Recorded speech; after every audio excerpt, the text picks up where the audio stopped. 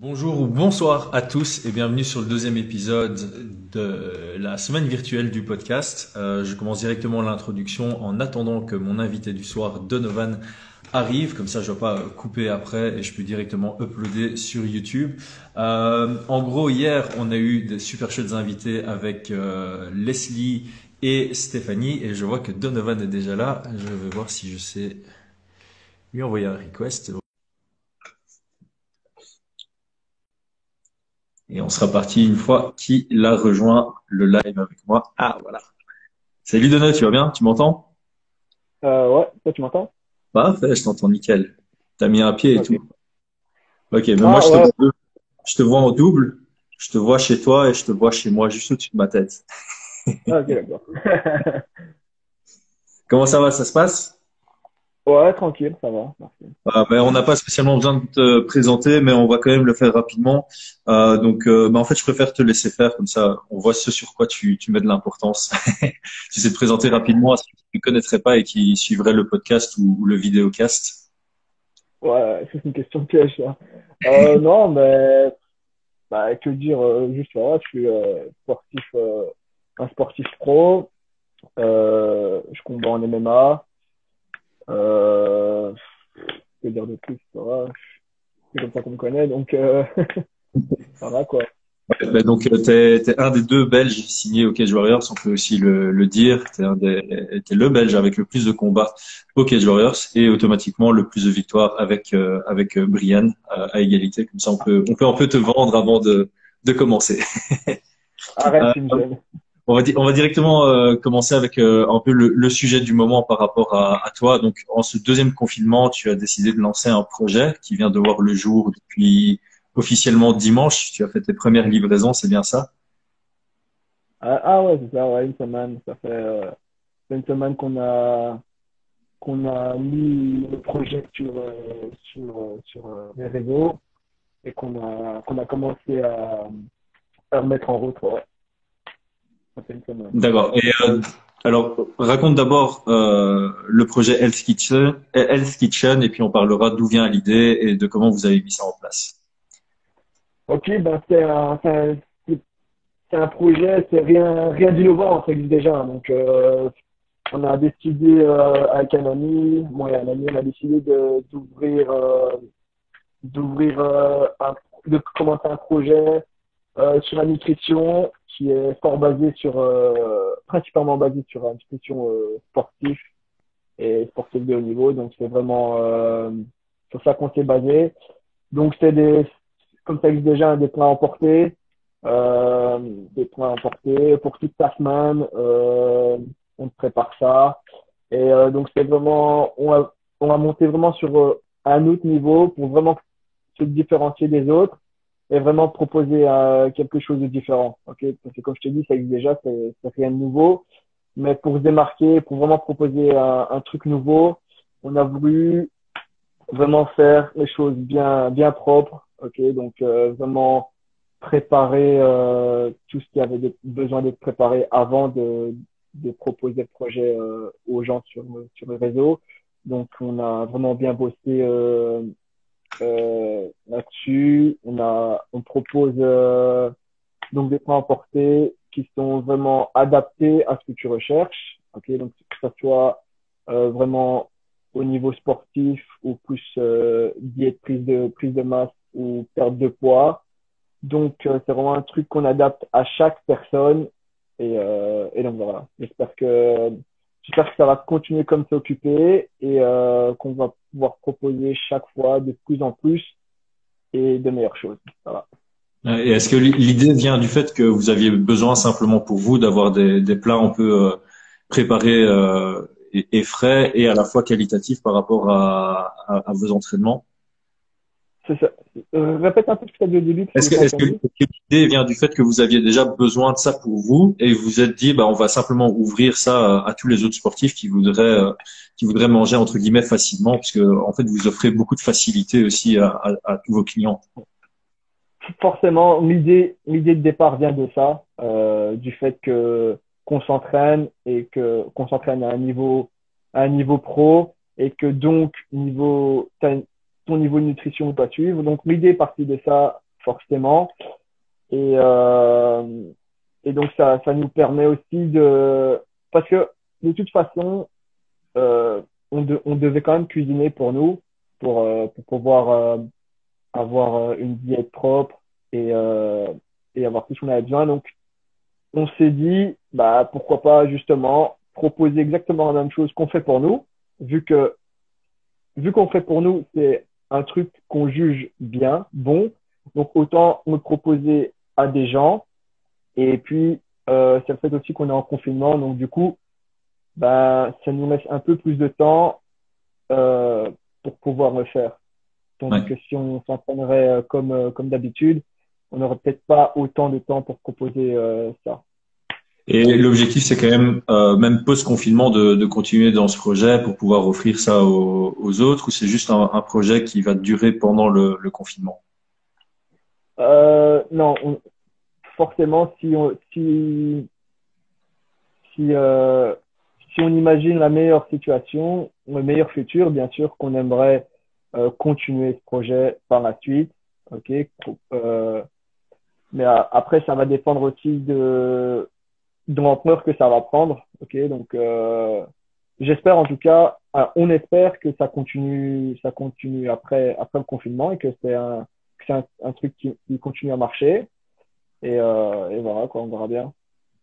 Ouais. Et est-ce que vous avez déjà rencontré des gros challenges dans le lancement du projet, ou pour le moment tout est fluide? Donc, comme tu dis, vous cuisinez de toute façon tous les jours. Donc là, entre guillemets, il suffit de cuisiner en plus grande quantité selon les commandes que vous recevez. Maintenant, est-ce qu'il y a déjà des difficultés auxquelles vous faites face, ou tout est assez fluide et l'objectif c'est juste de se faire un peu plus connaître maintenant?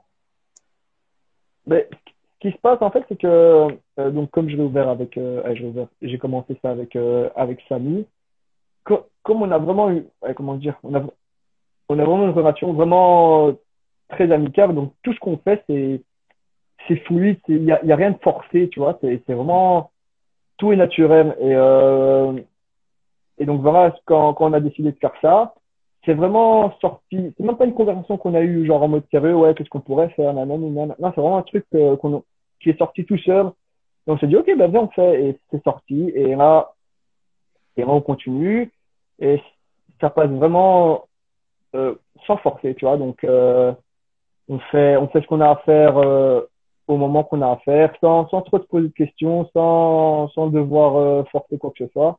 Et c'est pour ça que ça marche, en fait, tu vois, parce que on force pas.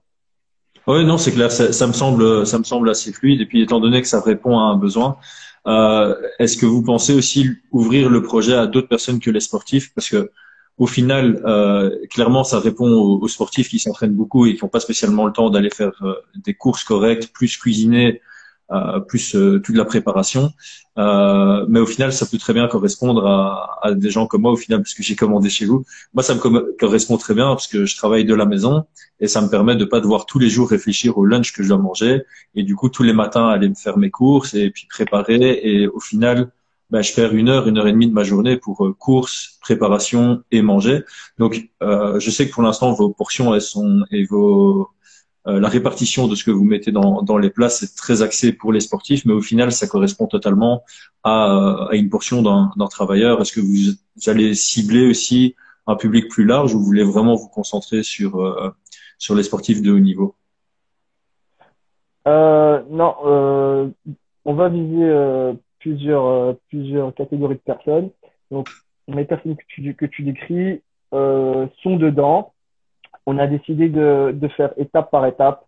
Donc, viser d'abord une certaine catégorie de personnes, puis une autre, pour, pour avoir une bonne base et après pouvoir développer là-dessus plutôt que de cibler n'importe qui et ça sera au petit bonheur la chance, tu vois. Donc, euh, les personnes qui sont pas sportifs ou qui font juste attention à ce qu'ils mangent ou qui veulent juste une facilité sont ciblées. Mais bon, tu sais, ouais, il y a beaucoup de gens qui ne veulent pas dépenser d'argent pour, euh, pour bien manger, tu vois. Ils préfèrent mettre 10 euros au McDo plutôt que mettre 10 euros pour bien manger, tu vois. Et c'est cette mentalité-là qui freine un peu ce truc, tu vois. Parce que ça arrive déjà, donc c'est ouvert que depuis une semaine et demie, mais ça arrive déjà que les gens sont réticents par rapport à ça, parce que il y a beaucoup de gens qui voient pas l'intérêt Mm. de bien manger, tu vois. Ouais. Donc, c'est pour ça qu'on avait ciblé d'abord les sportifs, parce que eux, ils savent Ils sont l'importance directement de, de nourriture et de qualité en ouais, termes d'alimentation. c'est ça. Ils savent l'importance de la nutrition. Et donc, c'est pour ça qu'on cible ces personnes en premier. Et bon, après, parce que comme je t'ai dit, on aimerait proposer de plus en plus de choses avec ce projet. Donc, ouvrir d'autres sections plus axées sur la théorie, la psychologie, etc. Pour faire comprendre aux gens, en fait, pourquoi ça serait important de bien manger, tu vois. Mais ça, c'est pour la suite. Et donc, c'est pour ça voilà, si tout se passe comme on voudrait au mieux, ben, ça devrait se faire, ouais.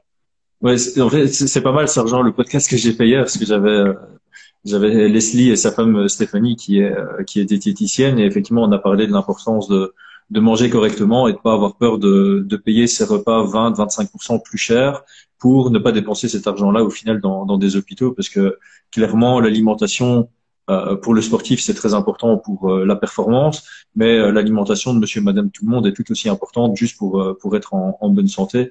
Et donc, je trouve ça bien et je trouve ça très intelligent, en fait, que vous cibliez d'abord les sportifs qui sont totalement conscients de l'importance de l'alimentaire et que ça fasse un peu ce qu'on appelle un proof of concept. Donc, ça prouve un peu la viabilité du projet et par la suite, du coup, essayer de démarcher avec des systèmes de communication différents pour obtenir des nouveaux clients qui sont peut-être moins ouverts ou moins conscients de l'importance de l'alimentation. Ouais, ouais, c'est sûr, c'est sûr. Mais les gens se rendent pas assez, ils se rendent pas compte du tout, en fait, que la nutrition, que ce que tu manges, ça agit directement sur ta vie, tu vois. C'est pas seulement sur ton corps, c'est complètement ta vie, tu vois. Ton corps, c'est ton inconscient, tu vois. Donc, si tu as une mauvaise nutrition, il y a plein de choses qui vont pas bien se passer, tu vois. Et donc, ça influence directement ta vie, tu vois. Mais les gens, ils font pas du tout, en fait, le lien entre tout ça, tu vois. Mais en fait, moi j'ai remarqué en alimentaire, c'est assez difficile de se rendre compte de la différence entre bien manger et mal manger parce que tu sais pas, genre, mal manger un jour et puis bien manger un jour et voir la différence en disant, ah oui, ma journée était extraordinaire et par rapport à celle d'hier qui était totalement mauvaise. C'est sur des longues périodes, donc tu peux manger très mal pendant longtemps. Et puis tu te fais la réflexion, je mange mal, pourtant ben, je reste éveillé mes 16 heures, je travaille comme tout le monde, etc., etc. Et on se rend pas compte par rapport à une autre période de notre vie où on mangeait bien, qu'on était bien plus en forme. Donc je pense que les gens se rendent pas spécialement compte de l'importance de l'alimentaire parce que on sait pas faire une preuve par A plus B comme on pourrait le faire avec l'alcool. Par exemple, si on te demande de faire une session intense de sport sobre et puis on te demande le lendemain de faire la même session de sport après avoir bu 1 litre de tequila, ben là, la personne va directement se rendre compte de l'impact de l'alcool sur ses performances physiques. Alors que pour l'alimentaire, c'est un peu plus compliqué. Enfin oui, évidemment, si tu demandes à quelqu'un de manger 3 Big Mac et puis de faire une session sportive, il sera moins Ouais. performant qu'il a mangé un de vos plats, par exemple. Mais effectivement, la preuve est plus compliquée enfin, c'est plus compliqué à prouver. Ouais, c'est vrai, ouais, tout à fait. C'est vrai. Et Et- toi, par rapport ça fait combien de temps que tu t'es rendu compte de l'importance de la nourriture? Parce que j'imagine que enfin, t'es pas né avec ça. Il y a un moment où ça a fait un déclic, un peu comme chez tout le monde. Est-ce que c'était un moment particulier dans ta carrière sportive? Est-ce que c'est récent ou est-ce que ça fait longtemps mais que toi-même tu fais gaffe à ce que tu manges? ouais, non, c'est sûr, hein, comme tu dis, avant, j'avais pas ça. C'est normal, tu vois, avant d'apprendre un truc, bah, forcément, ça veut dire que de base, tu le savais pas, tu vois. Donc, c'est vrai que c'est assez nouveau, on va dire, bon, c'est assez récent. Euh, écoute, en fait, ça fait, comme je t'ai déjà dit, ça fait déjà bon, maintenant, ça fait déjà, on va dire, 3 ans, peut-être un peu plus de 3 ans, que, euh, j'apprends, euh, que je me dirige un peu plus vers le développement personnel et vraiment essayer d'améliorer ce que je suis, tu vois. Donc, forcément, le sujet de la nutrition est rentré dedans. Et moi, je me base vraiment sur... donc, j'apprends, je regarde un peu partout, je lis beaucoup, etc. Donc, j'apprends un peu de partout, un peu de tout le monde. Et je me base sur mes expériences, tu vois. Donc j'ai fait mes propres expériences avec la nutrition. Et donc, euh,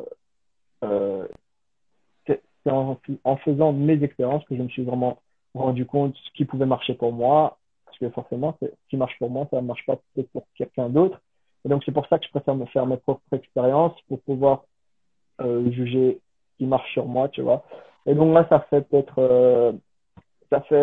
vraiment que j'ai attrapé vraiment un bon rythme de nutrition sans vraiment me forcer, tu vois. Parce qu'avant, je mangeais euh, bien, tu vois, je mangeais bien, mais j'avais encore cette impression de me forcer, tu vois, me dire, voilà, je mange ça, je mange ça parce que je dois perdre du poids, parce que j'ai besoin d'être à tel poids à ce moment-là, ou tu vois, j'avais une raison qui me forçait un peu, tu vois, j'avais cette Mhm. impression de me forcer. Et là, depuis le début de cette année, j'ai vraiment attraper une autre mentalité vis-à-vis de ça. Et je sais que je refais pour de bonnes raisons, juste pour être meilleur, tu vois. Autant niveau performance que niveau Santé de personnel. manière générale. Donc voilà, et ce confinement, donc depuis le début d'année, là, ce confinement, il nous a vraiment permis de tester plusieurs trucs. C'est pour ça que début de confinement, on a testé plusieurs régimes, plusieurs diètes, des diètes keto, des trucs sans sucre, sans glucides ou sans viande, etc. Tu vois. Et donc depuis le début d'année, j'ai testé d'être vegan, tu vois. Et autant pour niveau performance, tu vois, autant pour tester si j'avais une augmentation de mes performances que pour être un peu d'accord avec ma physionomie de vie, tu vois. Donc être contre la suralimentation, tu vois, et tout ça. Et donc j'ai testé ça, bref. Et donc depuis le début d'année, c'est comme ça que j'ai ma nutrition, tu vois. Et donc voilà, tu vois, au fur et à mesure, ça évolue, tu vois. Je prends ce que j'ai besoin et je reste ce qui est pas nécessaire pour moi. Ouais, j'allais justement poser cette question, s'il y avait eu des expérimentations qui avaient foiré ou raté et pour quelles raisons. Donc, j'entends que tu as testé notamment le régime keto. Comment tu t'es Ouais. senti? Sur combien de temps tu l'as testé aussi? Et comment tu On t'es senti? a, Quelle a été la conclusion? on a testé, je reste avec famille parce que depuis le début d'année, on est tout le temps ensemble, donc quasi on fait tout ensemble. Donc bref, on a testé ça et on a testé pendant une semaine et le keto, ça nous a pas réussi, tu vois. Je sais pas s'il nous ferait plus de temps pour s'adapter ou si c'est juste qu'on n'a pas bien fait peut-être ou quoi que ce soit. Mais on n'a pas bien adhéré à ça, tu vois. On était super nerveux, tu vois, pas agressif comme ça. Donc ça nous a pas super réussi.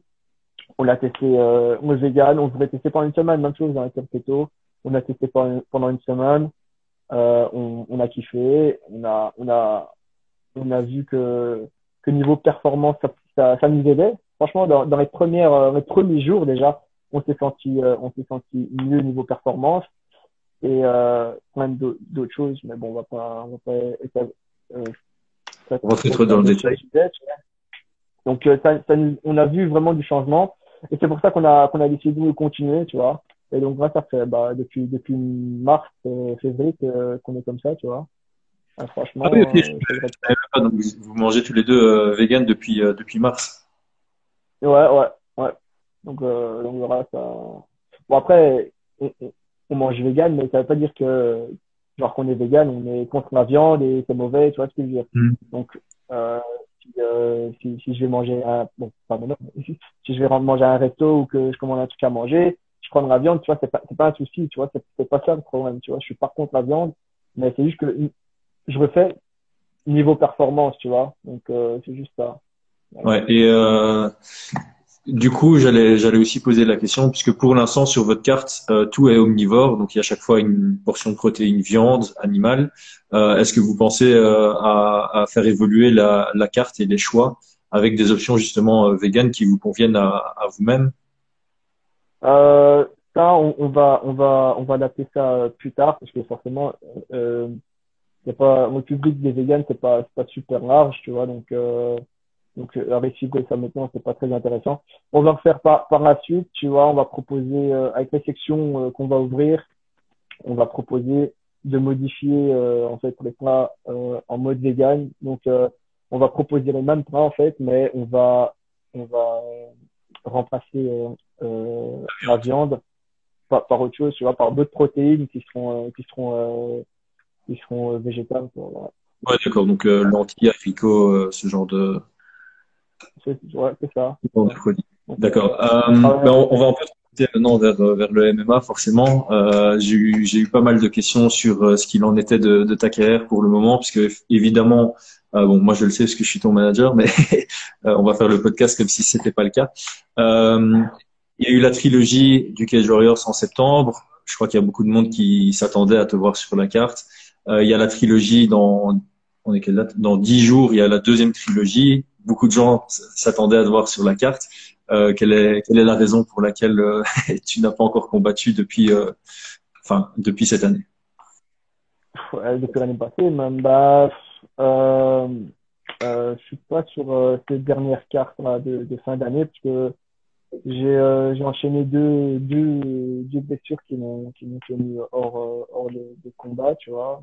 J'ai d'abord eu ma main qui, qui s'est un peu fracturée vite fait. Et donc, ça m'a, à cause de ça, j'ai dû refuser un fight.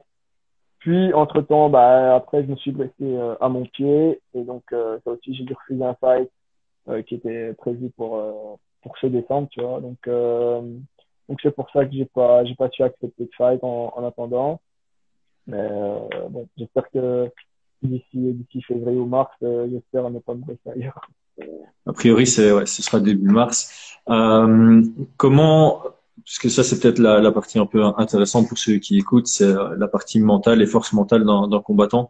Comment toi, en tant que combattant, tu vis une blessure, surtout quand tu sais bah, que blessure rime avec opportunité ratée.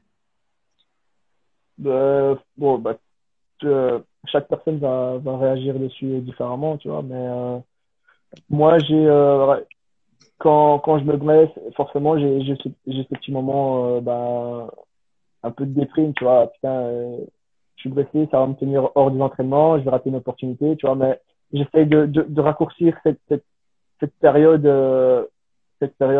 réfractaire après un choc, tu vois, vite fait. J'essaye de la réduire à un maximum et de passer à autre chose parce que de toute façon, je suis blessé. Donc, que je me morfonds chez moi, que je reste chez moi pour pas m'entraîner pendant une semaine ou que je fais ce qu'il faut pour guérir, bah, de toute façon, la blessure est là, tu vois. Donc, c'est mes choix qui détermineront ce qui va se passer par la suite, tu vois. C'est dur, forcément, mais voilà, il y a plein de trucs qui sont durs, tu vois.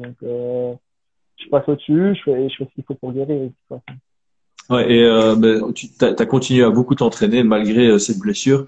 Est-ce qu'il y a un élément particulier qui te motive de continuer à t'entraîner quand tu es blessé? Parce que je pense que si tu prends 90% des athlètes et 90% des gens en général, dès qu'il y a une blessure, ben, entre guillemets, ils en profitent pour se reposer et pour rien faire. D'ailleurs, il y a plein d'athlètes qui sont pas blessés et qui profitent du corona pour ne plus rien faire.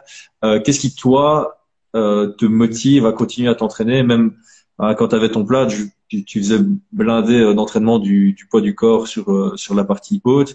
Est-ce que selon toi, c'est ta nature ou alors tu te motives avec la vision dans le combat quand tu seras plus blessé? Est-ce qu'il y a quelque chose que tu peux est-ce que tu sais mettre le doigt sur la raison pour laquelle tu continues de t'entraîner malgré une blessure?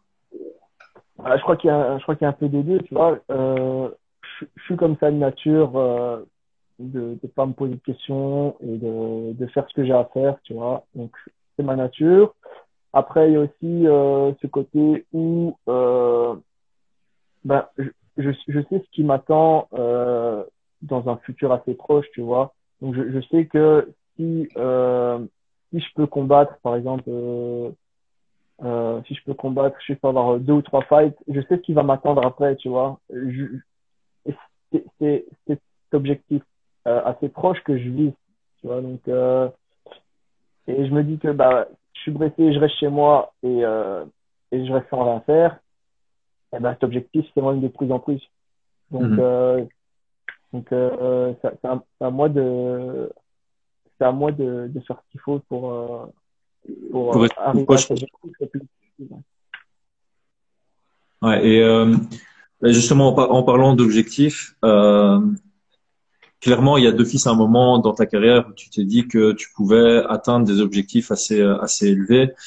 Tout le monde, enfin, tout combattant amateur n'est pas en train de se visualiser ou d'avoir la confiance en lui pour arriver au plus haut niveau. Est-ce que toi, il y a un moment particulier dans ta carrière qui t'a un peu ouvert les yeux sur ta capacité à arriver là où tu es déjà maintenant, tout en sachant que tu peux encore augmenter, puisque voilà, tu es dans la meilleure organisation européenne, et il y a des portes qui peuvent s'ouvrir très prochainement vers des plus grosses promotions. Est-ce qu'il y a 5 ans de ça, tu te disais que tu allais combattre au Cage Warriors ou dans une plus grosse promotion, ou alors est-ce que cet objectif est arrivé assez tard dans ta carrière? Bah, il y a 5 6 ans, pour moi, Wicked Warriors paraissait super loin, tu vois. Ça, Wicked Warriors me paraissait aussi loin que l'UFC il y a 3 ans, tu vois. Donc, chaque fois, ça évolue de plus en plus. Et donc voilà, mais il n'y a pas vraiment de moment dans ma carrière où je me suis dit, bah finalement, peut-être que je vais y arriver, tu vois. Donc, je prends mes combats qu'il y a à prendre et quand il y a des nouvelles choses qui arrivent, ben je refais, tu vois. C'est pas vraiment un moment où je me suis dit, ben voilà, je vais me donner à fond parce que je vais y arriver. Tu vois. Donc, dès le départ, je me suis donné à fond et c'est peut-être pour ça que j'en suis là où j'en suis, parce que dès le départ, je ne me suis pas posé de questions. J'ai bossé, j'ai travaillé et quitte à rater, hein. Peut-être que peut-être que j'aurais pu ne pas réussir et je serais parti sur autre chose, mais ça, c'est pas un souci. Je préfère, je préfère, avoir, je préfère avoir le sentiment d'avoir tenté ma chance, quitte à rater, que de pas tenter ma chance et de me dire, ouais, est-ce que j'aurais réussi ou pas. Donc, voilà, je fais ce que j'ai à faire. Si je réussis, ben, tant mieux. Si je rate, ben, au moins, j'ai essayé ce que je voudrais faire et je partirai sur autre chose. C'est pas un problème. Et pour justement pour revenir sur tout ce qui était personal development que tu as commencé il y a 3 ans environ, euh, qu'est-ce que tu recherches, enfin, quel livre, quel podcast ou quel moyen d'éducation tu as pris et est-ce que c'est un objectif, ton personal development, tu cherches à t'améliorer juste pour ta carrière ou pour ta vie de manière générale et alors chaque fois que tu lis quelque chose, tu l'adaptes à ta carrière? Bah, euh, je pense que quand on recherche ce développement personnel et que qu'on réussit intérieurement à être la personne qu'on veut, ben que ça soit ton job ou ton matériel financier ou peu importe, ça sera sûrement le résultat de la personne que tu es, tu vois. Donc je cherche pas à, à, à réussir ma carrière dans le sens où c'est ça qui m'apportera quelque chose dans la vie, tu vois. Je veux être la personne que j'ai envie d'être et je me développe et ça me permet d'avancer dans ma carrière. C'est ça qui me permet d'avancer dans ma carrière, qui me permet de m'entraîner, qui me permet de tenir le rythme, tu vois. Parce que c'est très dur d'abandonner, tu vois. Le sport, c'est très dur à haut niveau mentalement, physiquement, c'est très, très dur, tu vois. Donc, si, si t'es là, tu le fais juste pour le faire et que ta tête, elle suit pas, ben, t'y arriveras pas. Tu vois, donc, Oui, c'est mais pour ça que t'as j'essaie déjà. ouais, c'est pour ça que j'essaye de me développer personnellement. Et, ben, voilà, si je réussis, en MMA, ben, tant mieux. Et, sinon, ben, je réussirai autre chose. Et ça, c'est un problème. C'est pour ça que je vise un peu ce développement personnel. Ouais, et en fait, bah, ça fait partie de mettre toutes les chances de ton côté, parce qu'on le dit souvent à MMA, il faut minimiser le facteur chance, et pour minimiser le facteur chance, ben, faut travailler sur tous les niveaux. Il y a s'entraîner qui est important, s'entourer des bonnes personnes, ça va jusqu'à l'alimentaire dont on parlait tantôt, et ça peut aller jusqu'au relationnel et même jusqu'au sommeil. Donc c'est le fait que tu développes ton côté personnel, c'est une façon de mettre toutes les chances de ton côté pour atteindre tes objectifs. Est-ce qu'il y a eu un livre en particulier ou une vidéo que tu as regardée en particulier qui t'a réellement motivé, qui a créé un tournant dans ta carrière, ou c'est juste le processus d'apprentissage qui te permet de chaque fois avancer dans la bonne direction? Ben, depuis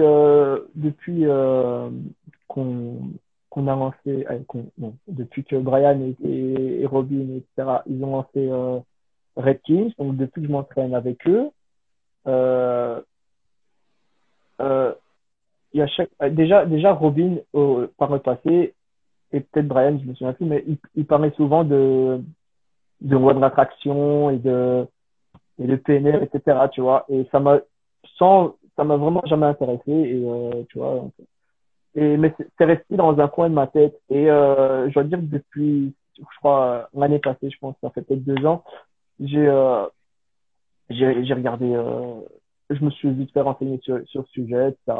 Et j'ai regardé des vidéos sur YouTube. Et la vidéo qui m'a le plus marqué, euh, c'est euh, c'est une vidéo avec le docteur Joe Dispenza.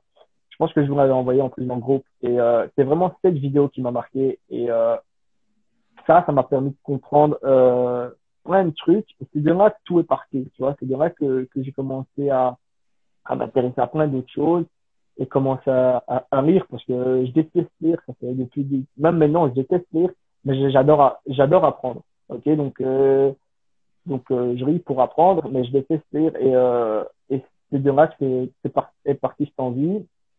Et voilà, ben, depuis longtemps, j'apprends plein de trucs, dans des livres, j'écoute plein de vidéos, ce que je faisais jamais avant, tu vois. Donc c'est cette vidéo en particulier qui m'a permis euh, d'échanger. Eh ben, d'ailleurs, j'ai son livre ici.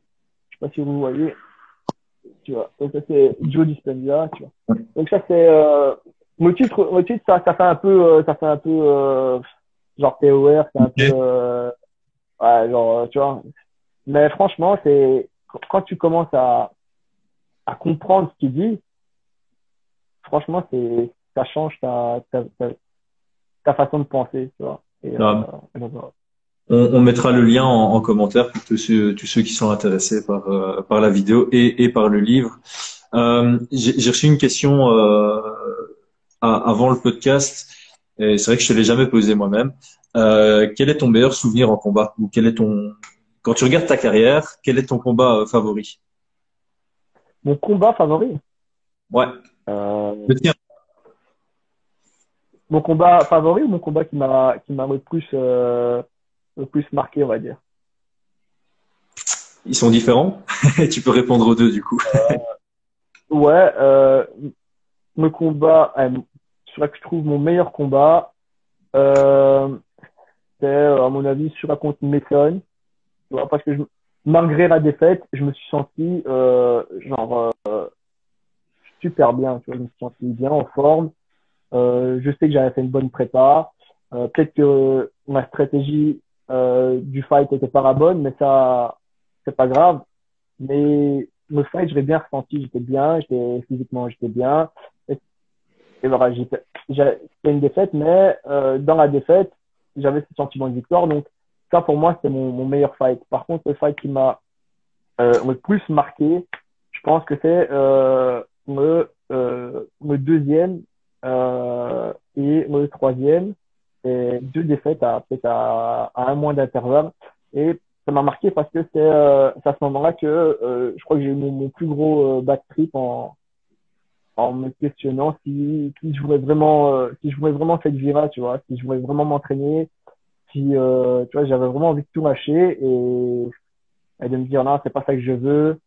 Et ce qui a suivi, c'est vraiment une grosse période où j'étais vraiment pas bien mentalement quand je combattais et quand je me questionnais un peu sur ma vie, tu vois, j'avais vraiment envie de faire ça. Et même les fights qui ont suivi, j'ai gagné, mais c'était vraiment pas gagner avec envie. C'était vraiment, voilà, je combats parce que je m'entraîne toute la journée et parce que je suis censé faire ça, mais c'était vraiment sans envie, sans rien. Et, euh, et donc voilà. C'est ça le fight qui m'a plus marqué. On va revenir sur le combat de Mason après, mais par rapport à ce sujet-ci, est-ce que tu as eu un déclic particulier, parce que tu dis que donc après tes deux défaites sur le même mois, si je me souviens bien, du coup ton palmarès c'était à 1-2 en pro. Après ça, tu as Ouais. enchaîné quelques victoires, mais tu dis que tu as enchaîné ces victoires sans envie, tu combattais juste parce que tu t'entraînais et que bah, c'était juste la suite logique des choses. Est-ce qu'il y a eu un déclencheur qui t'a remotivé ou qui a relancé ton espoir en ta carrière? Bah, euh, moi, après ces deux fights, j'ai eu, je crois, 8 victoires d'affilée, parce que je crois que j'étais à 9-2. Mhm. Donc, j'ai eu 8 victoires d'affilée, mais malgré ces victoires, j'étais tout le temps avec ce sentiment de pas bien, tu vois. Et à mon avis, ce qui a fait le déclic, c'est peut-être pas un déclic, mais c'est plutôt un changement dans ma vie. C'est le fait de changer de salle. Donc, je suis parti de là où j'étais et j'ai quitté ma relation avec laquelle j'étais. Donc, c'est ce gros changement dans la vie qui m'a permis de me diriger vers autre chose. Parce que quand j'étais dans cette salle et dans la relation avec qui j'étais, eh ben, forcément, ton attention, ton énergie va vers eux. Et si c'est un truc néfaste pour toi, négatif pour toi, ben, tout ce que tu vas accumuler, ce sera que du négatif. Donc, comme ou Dieu merci, il m'a fait partir de cette relation, j'ai pu quitter cette relation, j'ai pu me focaliser sur autre chose. Et c'est ça qui m'a permis de voir que en fait mon problème c'était pas vraiment mon MMA ou le fait de me questionner si j'avais envie de continuer sur ça, mais vraiment le fait que en fait au moment euh, à ce moment précis, ben j'étais juste pas heureux avec moi-même, tu vois, je faisais des trucs que j'avais pas envie de faire, j'étais avec des gens que j'avais pas envie de voir, et c'est ça qui en fait qui a fait que je me sentais aussi mal vis-à-vis du sport. Mais en fait, c'est juste que le sport n'était pas le problème. C'est juste que c'était, voilà, comme j'ai dit, les gens Relation. avec qui j'étais, c'est Ouais, relationnel et c'est intérieur, quoi. Tu vois, c'est vraiment pas extérieur. ça revient clairement au point qu'on disait tantôt. Le MMA, même plus que certains autres sports, chaque détail compte et clairement relationnel privé et professionnel va avoir un réel impact sur ta carrière. Le personnel, c'est clair que ça joue sur ton humeur et sur ta confiance en toi. Et le professionnel, donc tes partenaires d'entraînement, ça joue aussi sur ton évolution. Il y a une remarque assez intéressante en commentaire par Driss Az, qui se demande si le fait que tu aies eu un détachement après tes deux défaites n'est pas une raison pour laquelle tu aurais pu gagner, parce que puisque, entre guillemets, tu te détaches, tu as moins de pression, tu as moins de stress à l'entrée d'un combat. Est-ce que tu penses que ça a un peu joué sur tes résultats, ou c'était juste que Non, non, parce que pas du tout. J'avais pas de détachement. Justement, c'est tout le contraire. Je m'attachais trop à ce besoin de réussir dans MMA et à me dire ben, que si j'avais pas ça, j'avais rien d'autre. Tu vois, c'est justement parce que je savais pas me détacher de tout ça qui a fait que je suis tombé un peu dans cette bad trip. Et donc, le détachement, je l'ai eu, c'est récent. Tu vois, c'est vraiment récemment que j'ai eu ce détachement de me dire, ah, je, je fight, j'ai l'impression du fight parce que voilà, c'est stressant, tu vois, de fighter. Mais j'ai su dissocier le fight, le soir du fight, au moment où je rentre dans la cage, et fighter, et de me dire, bah voilà, défaite ou victoire, l'important, c'est d'être d'accord avec ce que je fais en ce moment-là, tu vois. Donc, c'est d'être d'accord, c'est de savoir que je veux ça, ok, je veux combattre, je veux fighter, je veux être un sportif pro, et c'est pouvoir se détacher de ça et du fait de à tout prix vouloir réussir et de se dire ah merde si je perds ben ça veut dire que j'ai pas réussi, ça veut dire que mes gens ils vont pas m'aimer, ça veut dire que j'aurais raté ce que je fais et donc du coup je suis mauvais, tu vois. C'est justement ça que j'ai su détacher, ce que je sais, ce que j'ai pas su faire il y a ben, après mes deux défaites. Ouais, et pour preuve, au final, le combat, ton propre combat que tu considères comme étant le plus chouette ou le meilleur, ça reste une défaite. Quand j'ai envie de revenir un peu sur ce combat pour plusieurs raisons. Mason Jones, il a jamais perdu. Il vient maintenant de signer à l'UFC après avoir pris 2 ceintures au Cage Warriors. Et clairement, quand on regarde tous ses combats, tu as été probablement son plus dur ou le deuxième plus dur. Il avait galéré contre un Polonais, il me semble, 2, 3 combats avant toi où il était mal embarqué et puis il finalise par TKO.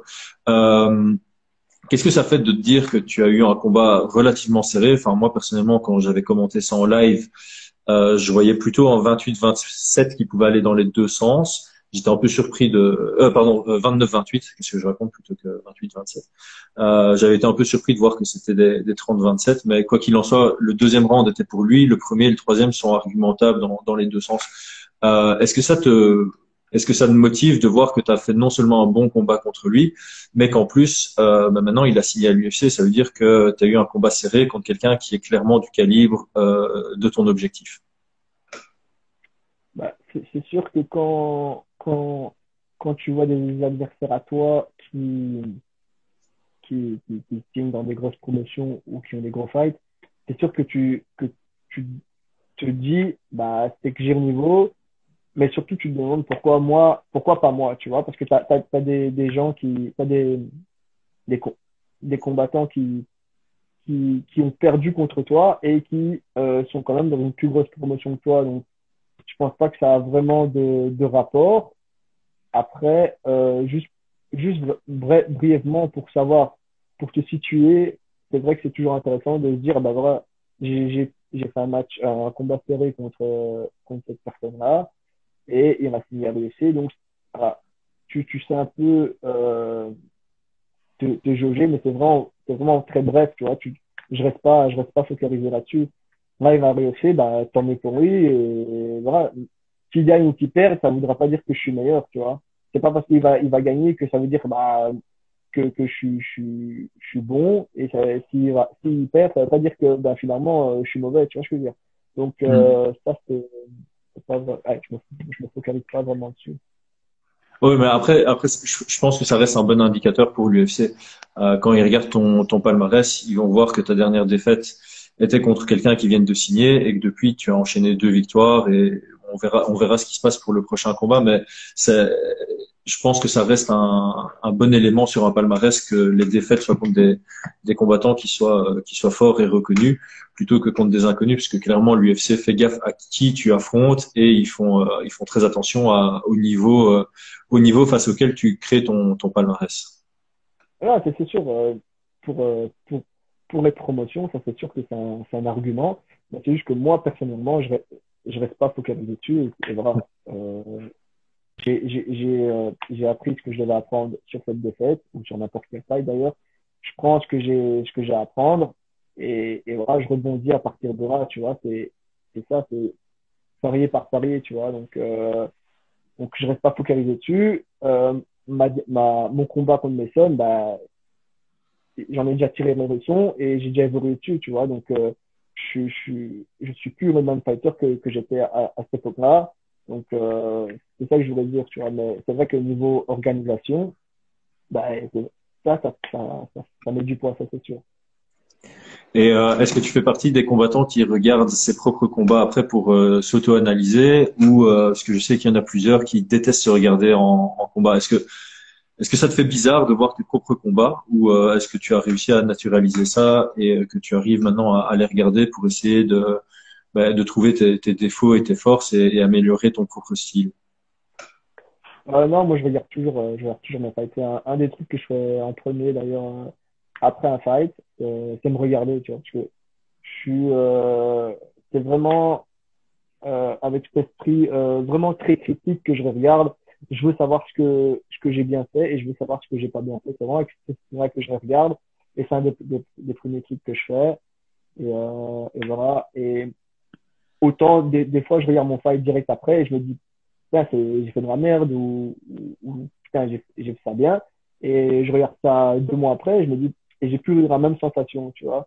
Donc, c'est vraiment parce que j'ai chaque fois cette évolution autant mentale que physique que je peux me juger sur mon fight il y a 1 an, par exemple, donc c'est le dernier, je peux me juger parce que le fighter que je suis maintenant, ou la personne que je suis maintenant même, c'est plus du tout la même, tu vois. Donc, je peux juger la personne ou le fighter que j'étais l'année passée et me dire, OK, ça, je sais que c'est pas bon. Ça, je sais que c'est bien. Et voilà, comme j'ai dit, je garde ce qui est bon et je dégage ce qui est mauvais.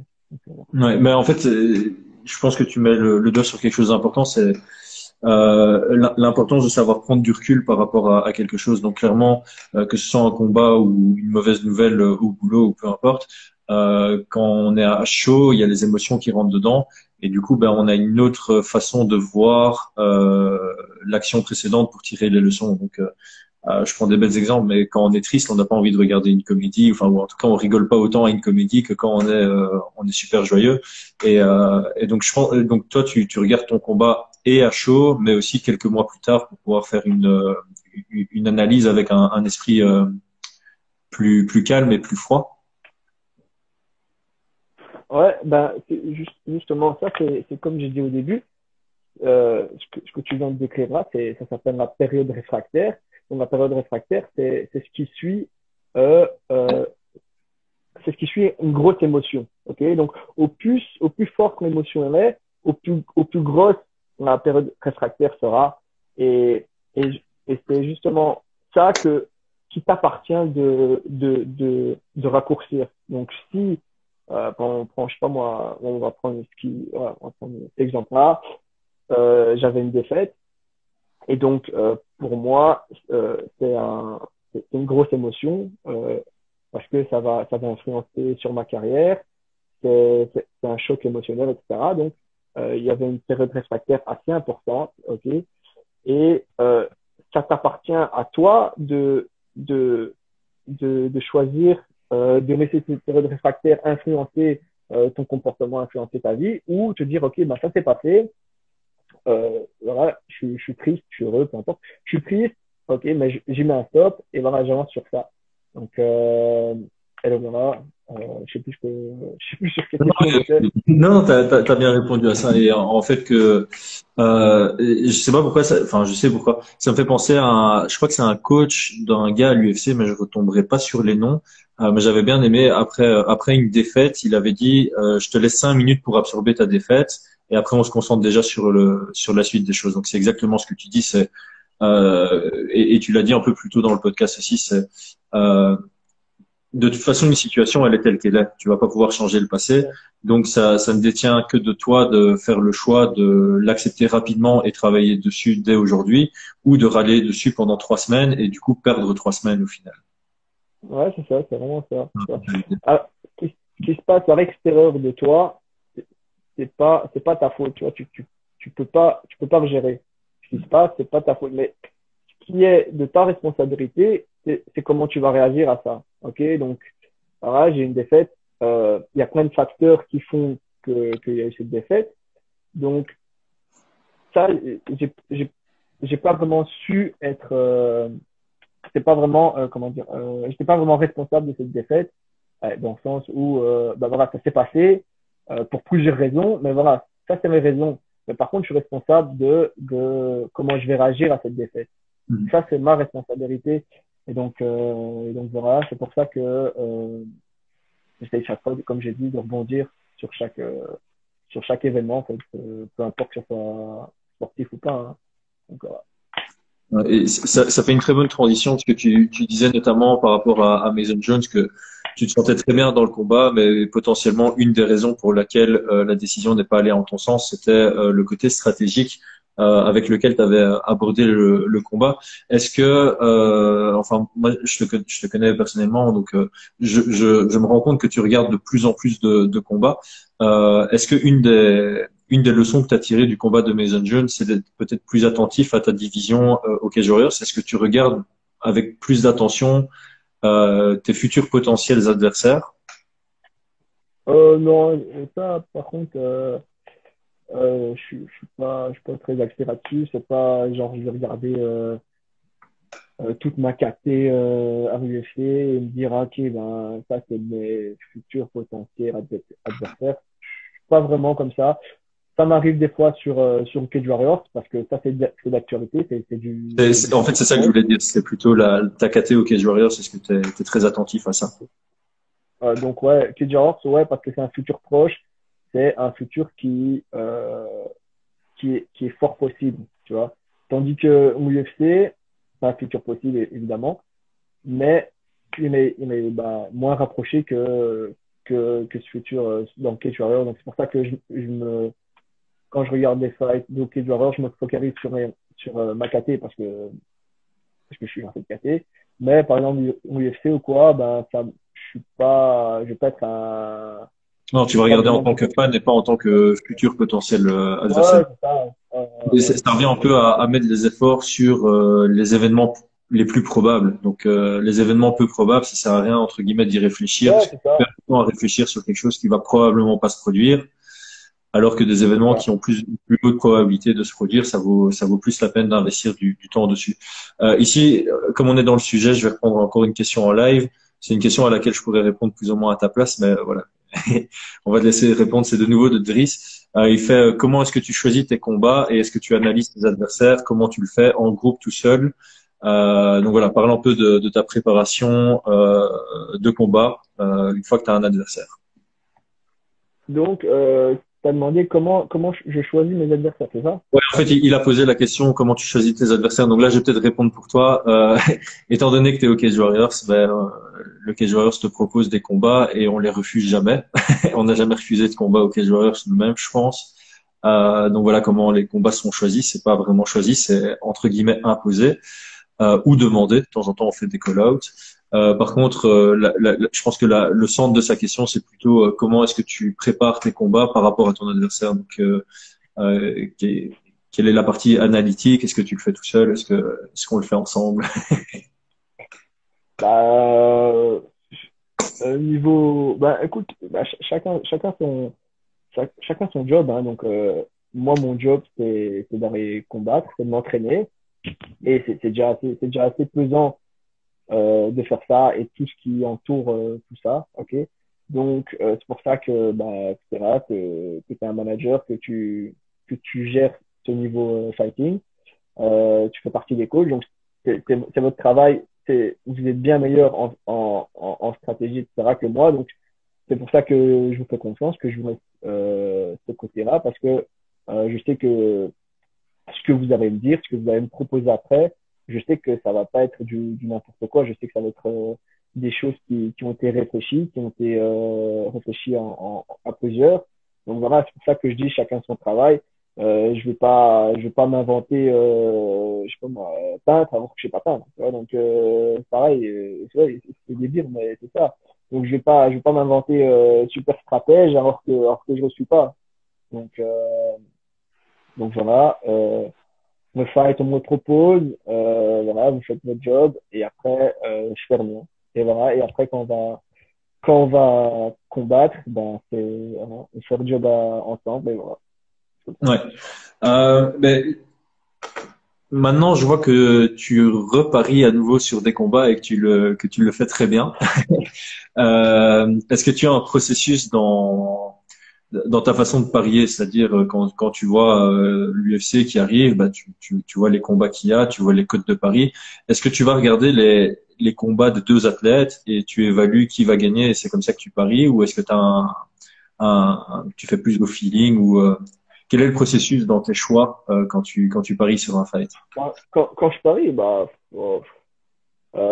après, ça peut pas vraiment être objectif parce qu'il y a plein de trucs différents qui rentrent en jeu, tu vois. Donc, ouais, ça peut pas vraiment être objectif dans le sens où quand je vais parer, je vais forcément, je vais faire un gars qui va analyser, qui va regarder les fights, etc. Parce que ouais, y a plein de combattants que je connais pas, donc je peux pas juger en connaissance de leur fight précédent, donc je vais devoir regarder, etc. Et je vais essayer d'analyser, mais comme je dis, il y a d'autres facteurs qui rentrent en jeu. Si la cote, par exemple, du fighter est pas intéressante, je vais pas le mettre. Je vais peut-être plutôt tenter une grosse cote, alors que je sais que il y a 15% de chance qu'il va passer, tu vois. Donc, ça, c'est pas vraiment objectif d'en parler, mais c'est vrai que en tout cas, j'essaye d'analyser, de regarder qui est le plus probable de gagner. Mais comme je t'ai dit, chacun son job. Moi, je suis T'es pas parieur non c'est pour plus, ça que pas pro. non, ouais, je suis pas pareil, mais je suis pas stratège, je suis pas analyseur, donc voilà, c'est vraiment pas des paris qui sont à 100%, quoi.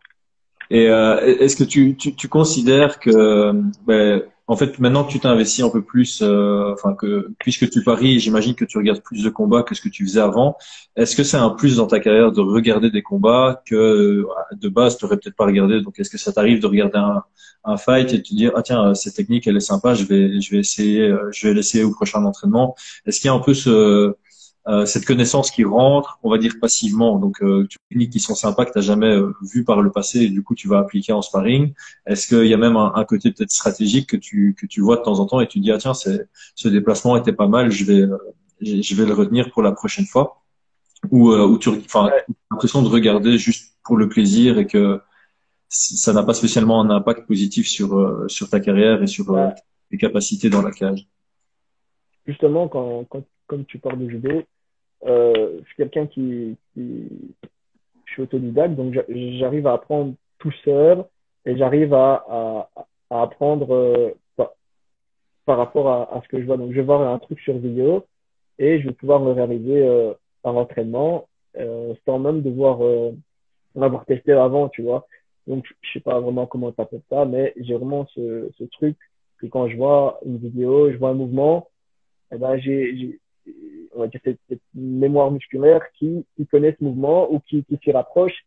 Et c'est pour ça que je sais le faire. Donc, c'est vrai que je regarde beaucoup de vidéos aussi de techniques, etc. C'est comme ça que j'apprends le plus sportivement, c'est dans les vidéos. Évidemment, tu dois bien choisir tes vidéos, pas regarder n'importe quoi, mais quand tu regardes les bonnes vidéos, etc., ça, c'est là-dessus que j'apprends le plus.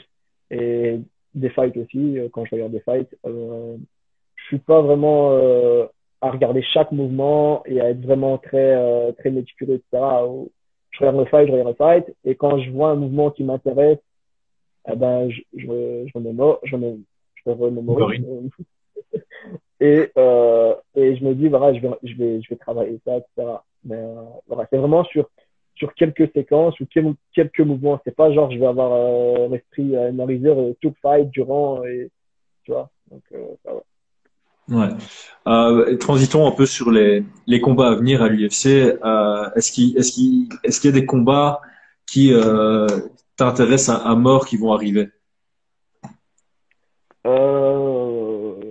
Il y a forcément Ferguson contre Oliveira? Rouet, par exemple. Shura, il m'intéresse. Il y a un truc, Shimaev qui m'intéresse contre Edward parce que oui, fait tellement un buzz sur ce gars. Ils vont tellement le mettre en avant que j'ai envie de me voir. Allez, j'ai pas envie de me voir faire, mais j'ai envie de voir ce qu'il vaut contre un vrai gars, tu vois. Parce que là, quand tu regardes tes fights, il vient quoi, du Brave, je pense. Ouais. Quand tu regardes les adversaires, c'est pas non plus des flèches. Et ceux qu'il a affrontés à UFC, c'est pas non plus des gros qui arrivent, tu vois. Donc, ils en font un buzz un peu à la Khabib, tu vois, mais c'est pas. Ouais, c'est pour ça que je veux me voir contre un bon gars. Et Edward, moi, je le trouve super, super bon. C'est pour ça que ce fight m'intéresse. Voilà. Ouais, ben justement, on fait un peu le lien puisqu'on parlait de Paris. Je pense que Brian m'a attiré le regard sur le fait que Chimaev est favori dans le combat contre Leon Edwards, à mon avis à cause de la hype. Je pense qu'il était parti underdog par les Vegas Odds, donc ceux qui définissent les codes de Paris. Mais étant donné qu'il y a de la hype sur lui, il y a plein de gens qui ont mis de l'argent sur lui et du coup il est passé favori. Donc pour moi, ça me semble être un pari très intéressant de mettre de l'argent sur Leon Edwards qui maintenant est underdog. Quel est ton ressenti un peu par rapport à ce combat qui arrive? Moi, perso, si j'avais à choisir un des deux fighters, je prendrais Edward sans hésiter même, tu vois. Parce que de un, il n'a pas le frame qu'il devrait avoir. Et l'autre, il en a plus que ce qu'il devrait avoir. Tu vois, donc la différence devrait pas être aussi énorme et je pense même il devrait même pas avoir d'underdog. Donc je vois bien Edward m'allumer très très vite. Mais bon, ça se peut aussi qu'il n'arrive pas à imposer son jeu et que Shimaev fait ce qu'il sait faire de mieux, ramener au sol et rebloquer, tu vois. Donc ça peut aller dans un sens comme dans l'autre, mais pas aussi éloigné que ce que les cotes peuvent dire. Ouais, mais c'est ça. En fait, comme tu dis, surtout dans les Côtes de Paris, la hype joue beaucoup et c'est assez marrant parce qu'on a d'un côté le gars qui a le plus de hype pour le moment, en tout cas depuis que Sean O'Malley a perdu son dernier combat, c'est lui qui a volé entre guillemets la vague de ces nouveaux combattants. Et de l'autre côté, on a Leon Edwards qui, à mon avis, est le combattant le plus sous-estimé de l'UFC parce que c'est assez bizarre, hein, personne ne parle de lui. Alors de tête, je sais pas dire, mais je crois qu'il est sur 9 victoires d'affilée. Et sa dernière défaite, c'est une décision contre Ousmane 29-28, donc il a pris un des deux rounds, un des trois rounds, pardon. Je trouve ça assez marrant enfin, il y a un truc inexplicable comme ça sur certains combattants qui sont pourtant très bons, mais il y a aucun suivi. Les fans n'accrochent pas et n'adhèrent pas. Tu aurais une explication de pourquoi Leon Edwards est si peu apprécié du public et oui, et autant sous-estimé? Parce que clairement, moi, quand je le vois combattre, j'aime le comparer à Georges Saint-Pierre. C'est quelqu'un de très complet et de super intelligent dans son approche stratégique. Bah, la raison pour laquelle lui il est comme ça, je sais pas vraiment, j'en fais rien même. Mais en tout cas, ce que j'ai remarqué, ce que je sais, c'est que très souvent, euh, il y a des gens qui ont une notoriété euh, ou un impact médiatique pas du tout mérité quand tu regardes, quand tu compares à des gens qui pourraient le mériter 10 fois plus, tu vois. Il y a des gens qui sont pas très bons, qui n'ont pas beaucoup de style, qui n'ont pas beaucoup de technique, mais qui pourtant ont une meilleure image médiatique que quelqu'un qui est super bon, tu vois. Donc après ça, tu vois, l'UFC a, le MMA c'est un sport, mais l'UFC c'est un business, donc c'est ça qui joue. Je sais pas si Edwards a été un peu le mouton noir du troupeau qui l'ont laissé, ou c'est juste parce que il n'a pas cette image médiatique très très attirante pour les gens. Je sais pas lequel des deux, mais en tout cas, voilà, il mérite pas Médiatisé. d'être dénigré en tout cas comme ça. Ouais, Voilà. et c'est marrant parce qu'en plus, l'UFC a clairement eu une belle opportunité de le rendre marketable, comme on dit, quand il y a eu sa petite altercation avec Masvidal en backstage. Et enfin, l'UFC a clairement décidé de pas surfer sur cette vague, ce que moi j'apprécie personnellement. Je n'aime pas du tout quand l'UFC fait de la promotion, quand McGregor jette son trolley sur un bus ou quand John Jones et Daniel Cormier se battent à une conférence de presse. Mais c'est assez surprenant de voir que à chaque fois que l'UFC a l'opportunité de promouvoir une bagarre en backstage ou quelque chose un peu borderline illégal, ils le font. Pareil avec Greg Hardy qui mettent à mort en avant. Et alors la seule fois où ils ont la réelle opportunité de faire de Leon Edwards une star comme il mérite de l'être entre guillemets, ils surfent pas du tout sur la vague et ils organisent pas le combat entre Masvidal et Leon Edwards. Moi, je trouvais ça, enfin, j'ai trouvé ça complètement hallucinant qu'il le délaisse complètement à la seule et unique opportunité qu'il a eu de faire grandir son nom. Ouais, ouais, c'est vrai, c'est vrai. Après, Masvidal, allez, je pense ils ont eu plus d'intérêt à faire monter Masvidal que Edwards. Donc du coup, mettre un peu Edwards en avant et mettre Masvidal en porte-à-faux un peu avec cette occasion, à mon avis, c'est pas super judicieux. Donc à mon avis, c'est pour ça qu'ils n'ont pas mis ce truc en avant parce qu'ils avaient plus intérêt à faire monter Masvidal, à laisser ça un peu de côté et un peu oublier Edwards. Et je pense que ça a été un peu effet boule de neige, tu vois, qui a fait que maintenant Edwards est un peu rejeté de la KT, quoi. Ah oui, clairement, parce qu'en fait, c'était après la victoire de Masvidal contre Till et le même jour, Edwards avait battu Gunnar Nelson. Donc au final, le combat aurait clairement eu du sens entre deux. Et au final, le fait qu'il ne l'ait pas organisé, ça a fait l'histoire parce que le combat d'après de Masvidal, c'était son combat en 5 secondes contre Ben Askren. Ouais, Donc là, ouais, j'avoue, soit un coup de génie, soit un coup de bol, l'UFC pour l'ascension médiatique de Masvidal qui maintenant vend super bien quand il combat. Je vais transiter sur le dernier sujet, le sujet des lightweight à l'UFC, puisqu'au final, ça reste ta catégorie de poids. Je sais que tantôt, tu as dit que tu prêtais pas encore trop d'attention à ceux qui étaient dedans, mais je trouve qu'elle est particulièrement intéressante maintenant avec un Khabib qui est peut-être à la retraite, c'est pas encore 100% confirmé, mais en tout cas, le top de la division est super intéressante. On a, comme tu disais tantôt, on a Ferguson contre Oliveira, on a Dustin Poirier contre McGregor 2, on a Chandler en attente, Gatch, il n'y a pas encore de combat, Hooker, Paul Felder et Rafael dos Anjos qui sont dans la division Ali Yaquinta. Donc, il y a beaucoup de gros noms. Si Khabib s'en va, qui est-ce que tu penses, qui est-ce que tu vois champion? Est-ce que tu vois des ceintures qui s'échangent ou alors est-ce que tu vois vraiment quelqu'un du top des lightweight qui sort du lot? Euh, après, ceux qui sortent du lot, c'est des noms que tu as déjà cités, c'est des gros noms, tu vois. Parce que pour l'instant, je vois pas vraiment un peu des jeunes arrivants monter super vite et aller taper les premiers de la KT. Donc, pour moi, les mieux classés sont dans les premiers de la KT, c'est le top 3, le top 4. Donc, comme tu as dit, le gagnant de Tony et de Ferguson et Charles. Ça, à mon avis, un des deux sera bien mis en avant. Et il reste Gage qui a combattu pour la ceinture. Mais bon, t'as toujours Connor qui même s'il a tapé Cerrone juste avant, qui est à la retraite, qui est en fin de vie, ça, ça reste, euh, ça reste un plus gros impact que par exemple, que Tony va battre, que Ouais. Ferguson va battre Charles.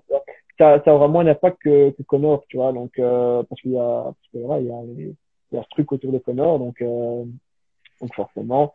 Et je pense que Connor moi, je le vois largement favori sur les autres dans un fight. Euh, voilà. Ouais, là-dessus on est assez d'accord. C'est assez bizarre. À chaque fois que tu parles de McGregor et que tu le vois gagner dans son combat, on te prend pour un inculte qui suit la hype, mais au final, je pense que les gens se rendent pas compte de son réel niveau parce qu'ils ont envie Ouais. de le tester. Et clairement, dans tous les noms que j'ai cités, je vois pas vraiment un gars le surprendre. Enfin, en tout cas, de Dustin Poirier, il s'est vachement amélioré, mais je le vois pas le surprendre. Je crois que Tony Ferguson, tous les analystes le disent, il se fait beaucoup trop toucher. Et contre McGregor, il peut pas se permettre de se faire toucher autant que dans n'importe lequel de ses autres combats. Moi, le seul que je verrais peut-être le mettre en difficulté, c'est Justin Gaethje parce qu'il est en train de.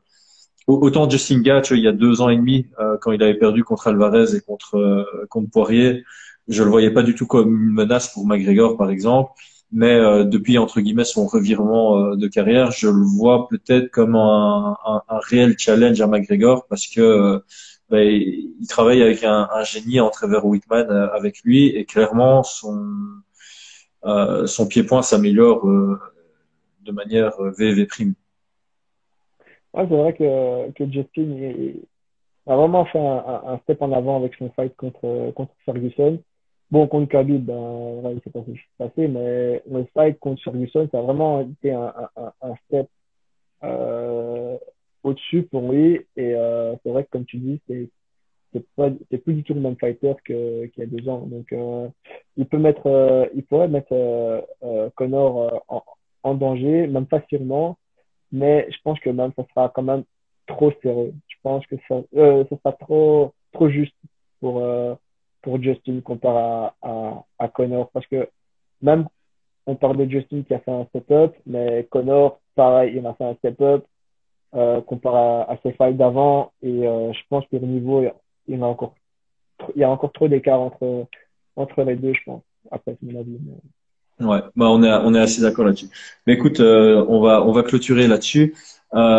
Juste pour que les gens qui n'ont pas suivi sur Instagram en live, pour te suivre, je mettrai ton handle, c'est Donovan Vegas MMA, c'est bien ça, hein, je me trompe pas. Yes. Et alors par rapport à ton projet Hell's Kitchen, si des gens sont intéressés, en tout cas quand ils ont écouté la première partie du podcast, si les gens sont intéressés par une commande, ils te contactent directement, c'est bien ça? Ils me contactent à moi ou Samy, peu importe. Et donc, ouais, ils nous contactent et ça se fait en privé directement. Et dans un futur très proche, peut-être une semaine, il y aura une page au nom d'Air Kitchen qu'on va lancer. Donc voilà, mais pour l'instant, c'est chez nous qu'on fait les commandes, on donne toutes les infos, etc. Donc ça, Parfait. voilà. Écoute, Thomas, un tout grand merci d'avoir pris de ton temps pour discuter de tes projets, de toi et de l'UFC. Ça fait énormément plaisir. Je te souhaite une bonne fin de confinement, en espérant qu'on puisse une bonne fin de confinement. Et de toute façon, nous, on est en contact et on aura des nouvelles très très rapidement pour tous les curieux et les impatients. Soyez patients. D'ici quelques semaines, on aura des nouvelles a priori à annoncer par rapport à ta carrière MMA. Voilà, ça va, merci à toi aussi. On se voit à la prochaine, je sais pas quand. Quand tu me feras une nouvelle livraison Hell's Kitchen, hein. Ça marche. Vas-y, Ça Chris, ciao, ciao, merci. Donc merci à tout le monde de nous avoir suivis en live. Pour ceux qui ne nous suivent pas en live, merci également de nous avoir du coup suivis sur YouTube ou sur SoundCloud. Et je réponds juste à Driss Az. Je vois que tu as eu pas mal de questions en live. Malheureusement, a priori, je les prends pas pendant le live. Donc tous ceux qui ont euh, tous ceux qui avaient des questions, n'hésitez pas à directement les poser à Donovan. Il est très très ouvert et très réactif. Et pareil pour moi, si vous avez des questions directement, n'hésitez pas à m'envoyer un petit message avec vos questions. Voilà. Merci. Ciao ciao les gars. Et Ciao, ciao Dono. ciao.